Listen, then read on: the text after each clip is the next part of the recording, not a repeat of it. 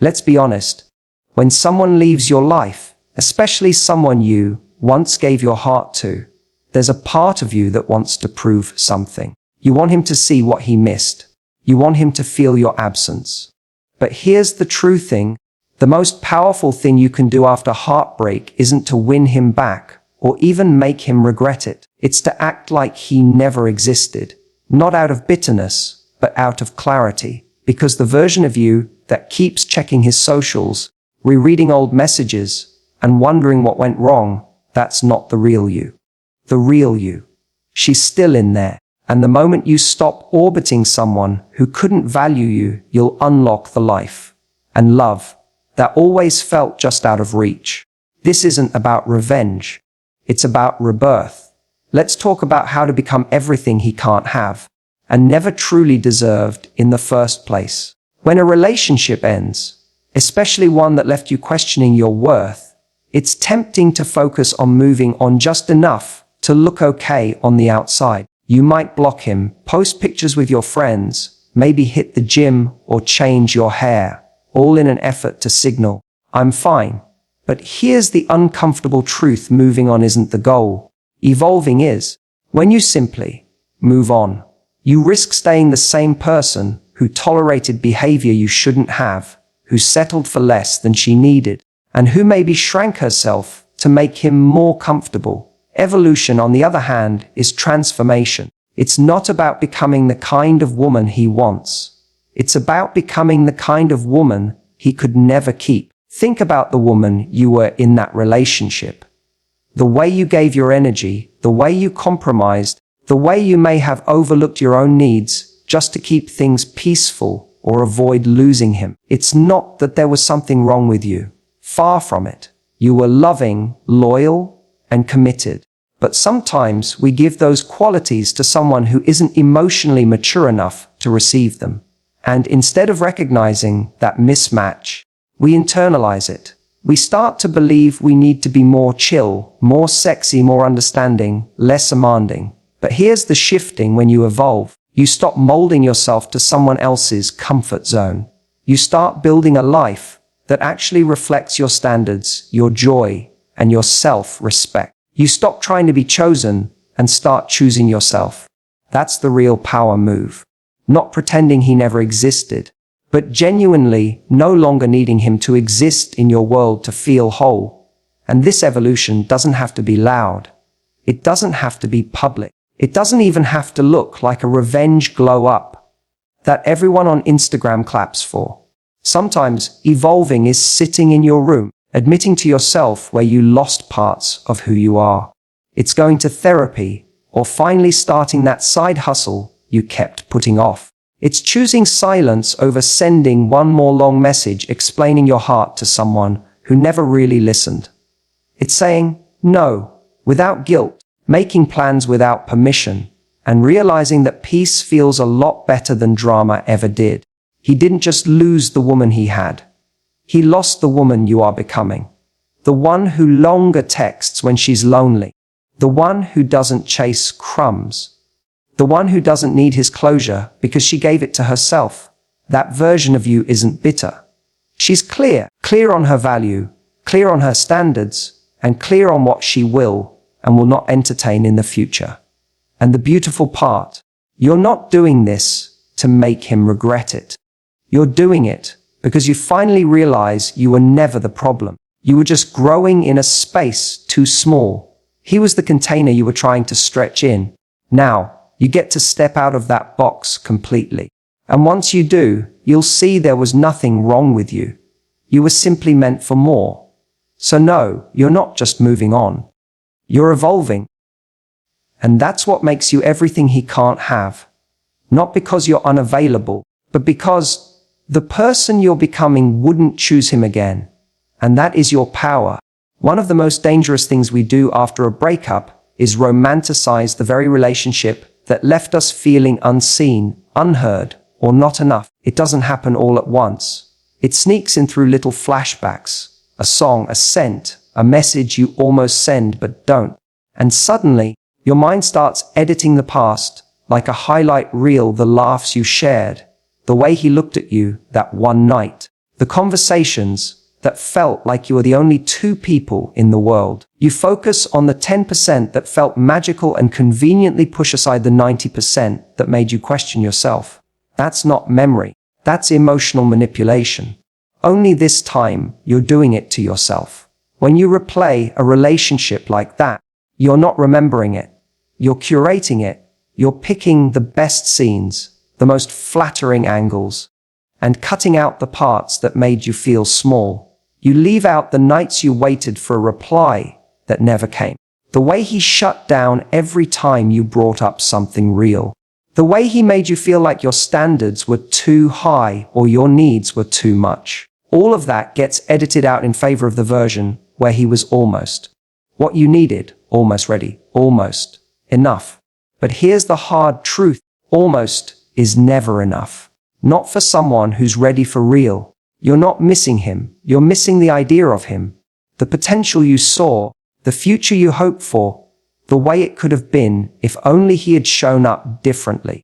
But loving someone for who they could be is a fast way to betray who you are. You don't fall in love with potential. You fall into disappointment when you keep waiting for someone to become what they promised, but never actually delivered. Every time you replay that highlight reel, you keep yourself stuck. You start questioning your decision to walk away. You start doubting whether it was as bad as it really was. And maybe you even consider reaching out, thinking, what if he's changed? But if someone couldn't meet you where you were when they had you, what makes you think they'll rise to meet you now that you're gone? This is where emotional discipline comes in. You have to train your mind to see the whole picture, not just the parts your heart misses. It's not about hating him. It's about being honest with yourself. Was he consistent? Did he truly listen? Did he make you feel safe, supported, chosen? Or were you constantly trying to prove your worth, walking on eggshells, or giving him yet another chance because you believed the story more than the reality? The relationship didn't end just because of timing, or bad luck, or a simple misunderstanding. It ended because one or both people stopped showing up in the way love requires. And if you're the one who stayed too long, gave too much, or accepted too little, then the work now isn't about convincing yourself it was great. It's about learning from what wasn't. You don't owe your past anything but the truth.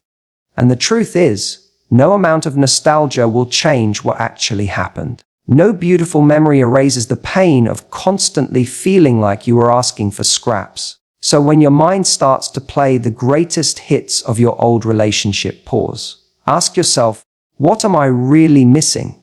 The answer usually has less to do with him, and more to do with the parts of yourself you gave away. When you finally stop replaying the highlight reel, you create space for real healing. You stop idolizing someone who couldn't love you the way you deserve. And in doing so, you open the door to something, and someone far better, reality grounded in respect, consistency, and emotional safety. The kind of love that doesn't need a highlight reel to feel right. Your mind is a crowded place, and the most valuable real estate you own is your attention. After a breakup, it's easy to give that prime mental space to someone who no longer deserves it. Someone who left, who hurt you, or who simply wasn't the right fit. The problem is, when you keep renting out your thoughts to him, even without realizing it, you're giving away your power. Every minute you spend wondering what he's doing, analyzing his last message, or imagining how things could have been better, you're draining your energy and your emotional bandwidth. And that energy is precious. It's the fuel that builds your future, not replays your past. Reclaiming your mental space isn't about erasing memories or pretending it didn't happen. It's about deciding who gets to live rent-free in your head. And the simple truth is, he doesn't deserve that kind of residency. Holding on to thoughts of him is like carrying around a heavy backpack filled with rocks that slow you down. The more you think about him, the heavier the load, and the harder it is to move forward. So the first step to healing is to consciously redirect your attention toward what matters most. Yourself. Think of your attention as currency. You only have so much to spend each day. If you spend it obsessing over what he might be doing, who he's with, or why he didn't text back, you're bankrupting yourself emotionally. Instead, invest that currency where it yields real returns: your passions, your dreams, your friendships, and most importantly, your self-growth. When you pour your energy into yourself, you're not just healing, you're creating a life so fulfilling that there's no room left for distractions or doubts. It's also about boundaries, but not just with him. Boundaries with yourself. Set limits on how often you allow your mind to drift toward him. When you catch yourself scrolling his social media or replaying old conversations, gently but firmly pull yourself back. Replace that habit with something nourishing: a walk, a call to a friend, journaling, or diving into a project that excites you.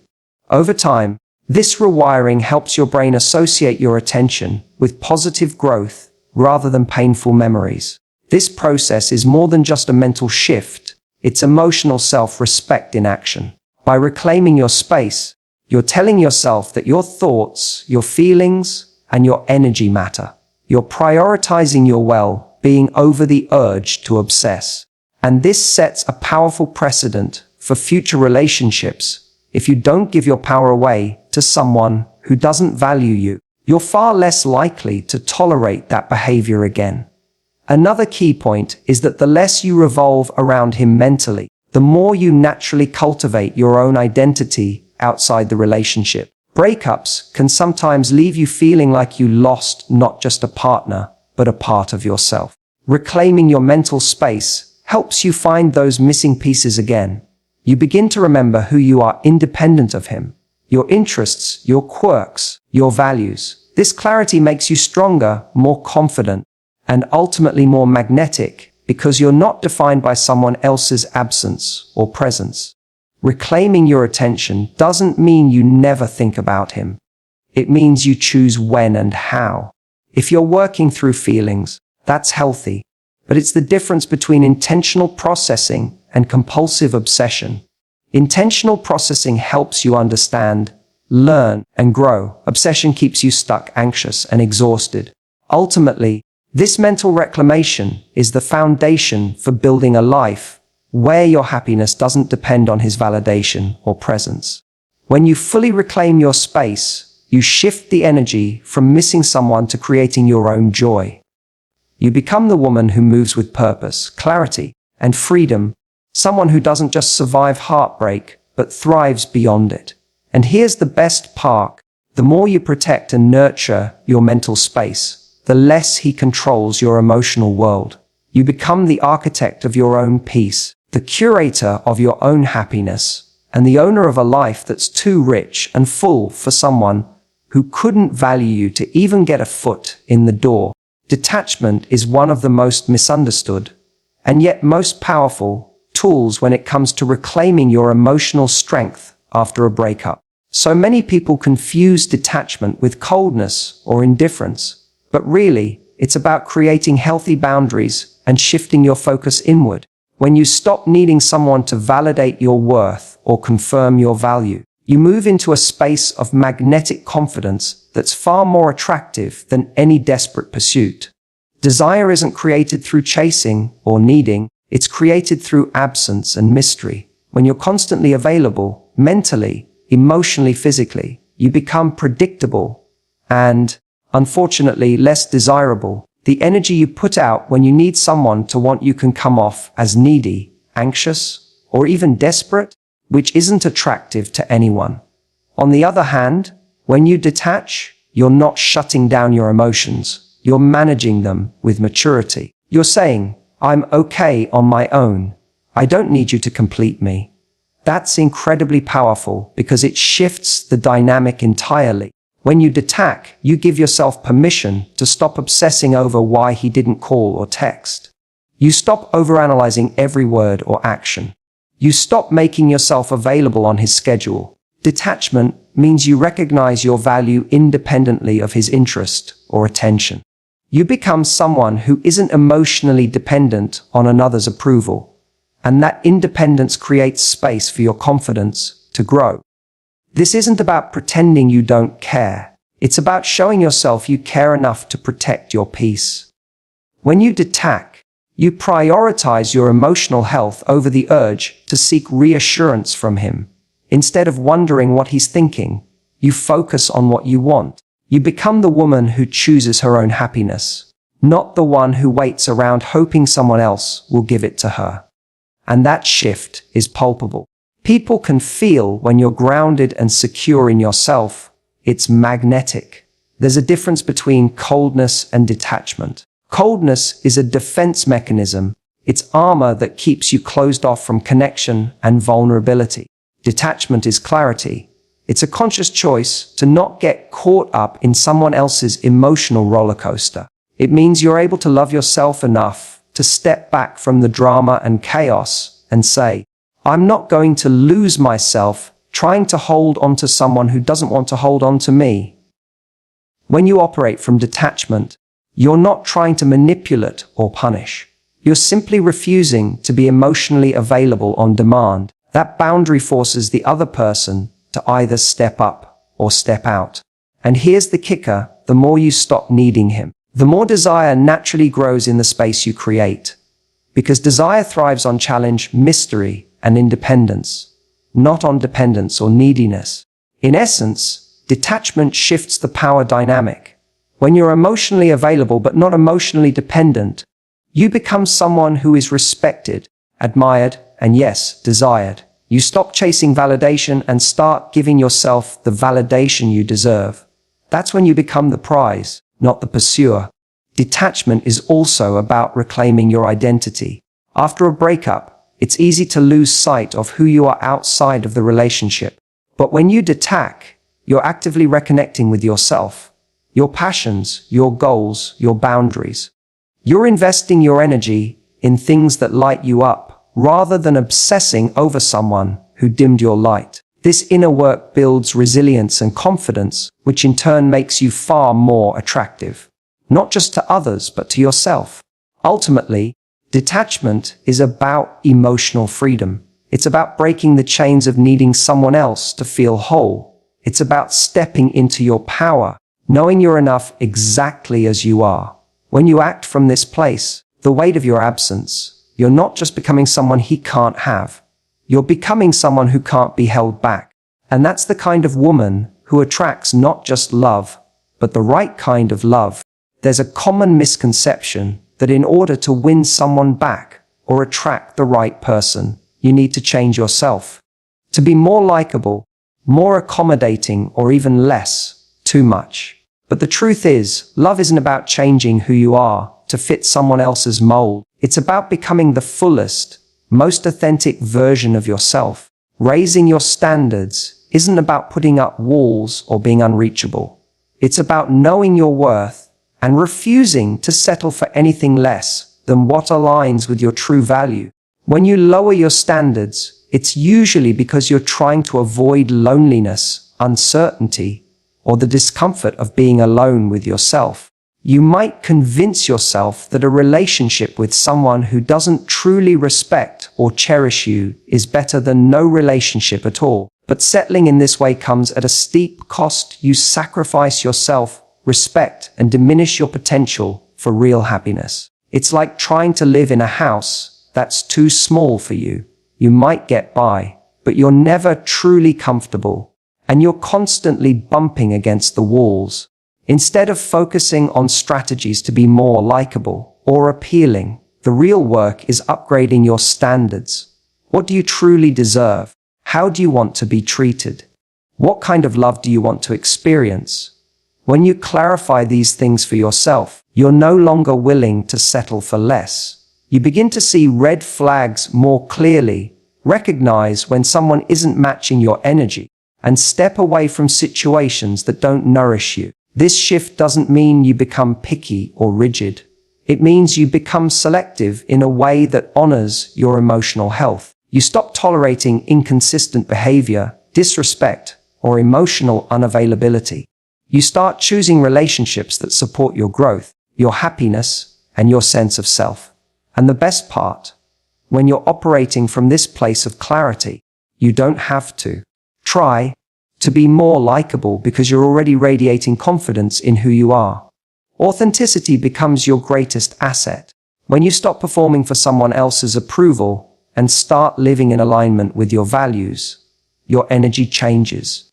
People can sense it. You stop giving mixed signals or bending over backwards to fit someone else's idea of perfect. Instead, you show up fully as you. Flaws, passions, quirks, and all. That kind of realness is magnetic, and it attracts the kind of people who are ready to love you exactly as you are. It's also important to understand that raising your standards includes emotional boundaries. You might have been someone who accepted poor treatment because you didn't want to lose the connection.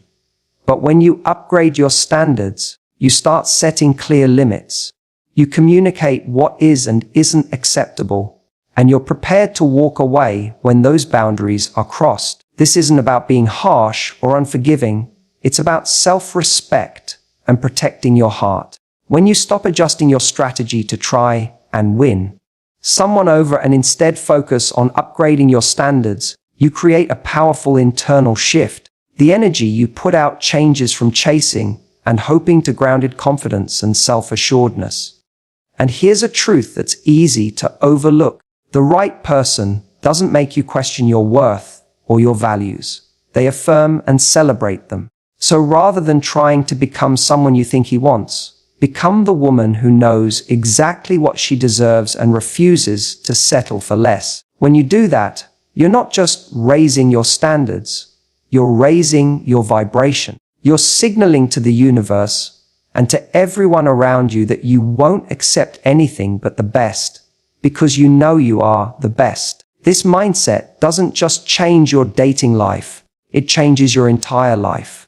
When you hold yourself to higher standards, you create more meaningful connections, pursue your goals with greater clarity, and live a life that feels expansive and fulfilling. It's about honoring yourself enough to demand the love and respect you deserve.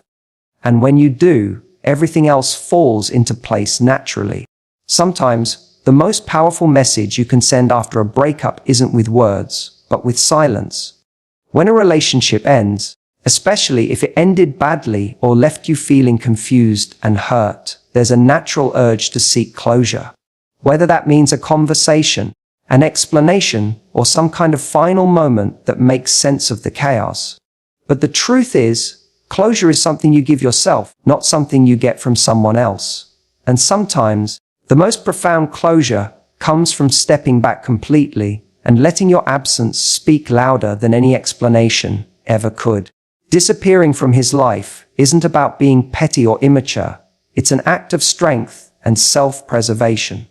When you keep reaching out, sending messages, or engaging in conversations that don't serve your healing, you're essentially giving him power over your emotional world. Every time you respond to him, you keep the door open to old patterns, old wounds, and the possibility of more pain.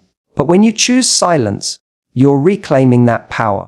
You're telling yourself and him that you're no longer available for the version of love or connection that left you broken or uncertain. Silence creates space for healing. It allows your heart to reset and your mind to find clarity without the noise of mixed signals or false hopes. It's in the quiet that you can start to understand your own feelings, work through your pain, and envision a future that isn't defined by the past. Without the constant back and forth, you're free to process what happened on your own terms, without pressure or interference. Moreover, silence sends a message that words often can't. It says, I'm choosing myself over this drama. I'm choosing peace over chaos. I'm choosing growth over stagnation. When you remove yourself from a situation where you're not truly valued, you create a powerful statement through your actions. You become the person who walks away with dignity, not desperation. And that kind of quit strength can be far more impactful than any argument or explanation ever could. There's also an important lesson in learning to go of the need for someone else's validation. We often crave closure because we want to understand why things ended or to feel reassured that it wasn't our fault. But seeking that from the person who hurt us can trap us in a cycle of dependency and confusion. Real closure comes from within. When you accept the reality, Forgive yourself for what happened, and decide to move forward regardless of unanswered questions. Choosing silence doesn't mean you're shutting down your emotions. It means you're honoring your feelings privately, without involving someone who may not be capable of giving you what you need. It's a form of self-respect that prioritizes your well-being over the urge to explain, defend, or negotiate your worth to someone who's already walked away. In many ways, silence is a boundary that protects your heart from further harm. It allows you to focus your energy on rebuilding yourself, rediscovering your passions, and reconnecting with your own value. When you stop explaining yourself to someone who never understood you,